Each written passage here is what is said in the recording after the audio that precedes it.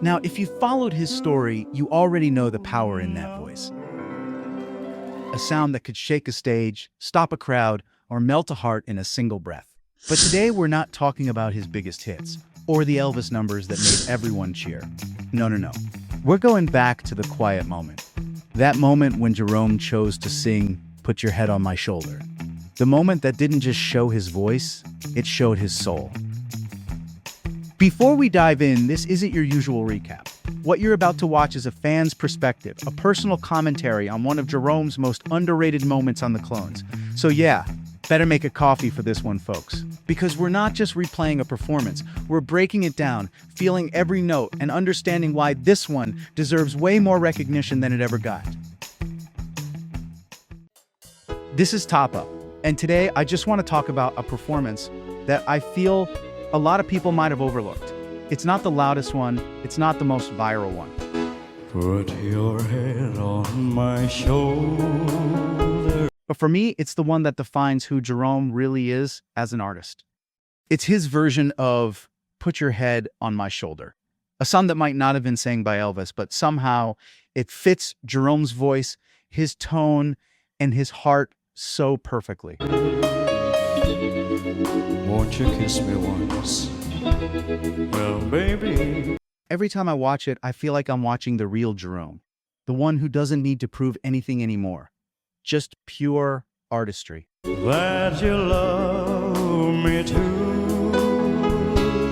You know, during that round, everyone expected him to go full Elvis again, to go big, powerful, electric. But Jerome went in the opposite direction. He chose to slow it down, to make people listen instead of cheer. That was risky, because in shows like The Clones, most of the time, song choices wins the crowd, and perhaps in some cases, the judges as well. But Jerome, he chose artistry over familiarity.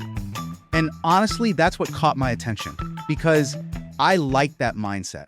Put your lips next to mine, dear. He sang, "Put your head on my shoulder," like he was telling a story straight to someone sitting in the front row. Every word felt personal. Every breath had weight. And that's when I realized, this guy isn't just mimicking legends. He is one in the making.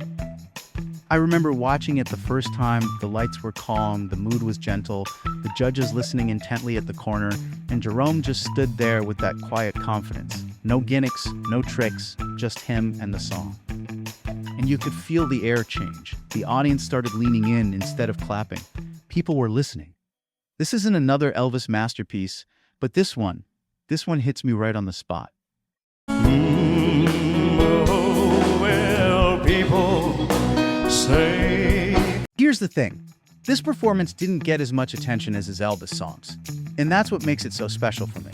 Because while everyone was talking about his "Can't Help Falling in Love" or "Are You Lonesome Tonight," I kept replaying this one. It's like finding a hidden track in an album. This was Jerome showing that he could go beyond imitation into interpretation. He didn't just perform, he felt it. And that's rare. There's a subtle kind of power in restraint. And Jerome mastered that here. If there's a way, I'll find it someday. Some people might have seen it as a soft moment. But for fans like me, it was his strongest. It was Jerome showing his heart in full color. And what's beautiful is how it aged. Even now, months after The Clones, people still talk about it. Some are just discovering it, and when they do, they get it instantly. That's how timeless performances work. They grow on you. Endless fools will rush in. Looking back, I feel like this was one of those turning points in Jerome's journey. Not the loud, dramatic kind, but the quiet one that changes everything underneath. Because after this performance, fans started paying attention in a different way. They weren't just seeing a contestant anymore. They were seeing an artist. Someone who can move from Elvis to Paul Anka effortlessly and still sound authentic. Put your head on my shoulder. That's when I realized he's building legacy. And that starts with moments like this. Even if the judges didn't give him the top score that day, the fans gave him something more powerful: belief. And that belief, never faded. Every time I rewatch this, I notice little details. The way he slightly smiled before the last chorus, the way his tone warmed on the word hold, the way he didn't rush. He was in control. He was calm. He knew exactly what he wanted to say through that song. And that's the kind of performance that stays with you, the one that doesn't scream for recognition, but earns it quietly over time. That's Jerome for me, a performer who lets his art speak louder than his applause. You know what's even amazing? Even after the contest ended, people are still discovering him every day. That's when you know someone's made an impact, when time starts working for you, not against you. So if you're watching this and you've ever felt that Jerome's voice deserves more, you're not alone. Because this performance, Put Your Head on My Shoulder, is proof that sometimes the quietest moments echo the loudest. And honestly, I believe this was the start of something bigger. The beginning of a movement that's still growing. One video, one fan, one share at a time. You see, Jerome's journey wasn't about how fast he could reach the top.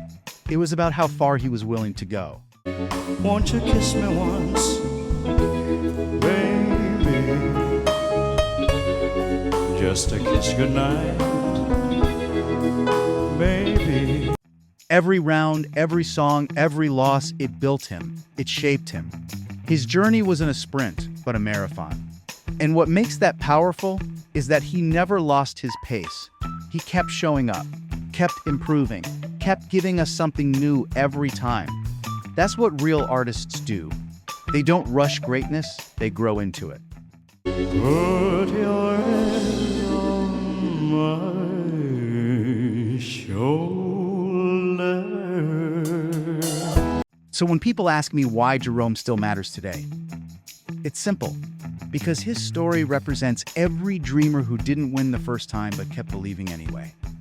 This is Top Up Channel. And as always, I'll keep saying it until the whole world listens. When you've got it, you've got it. And Jerome Evardome, he's just getting started.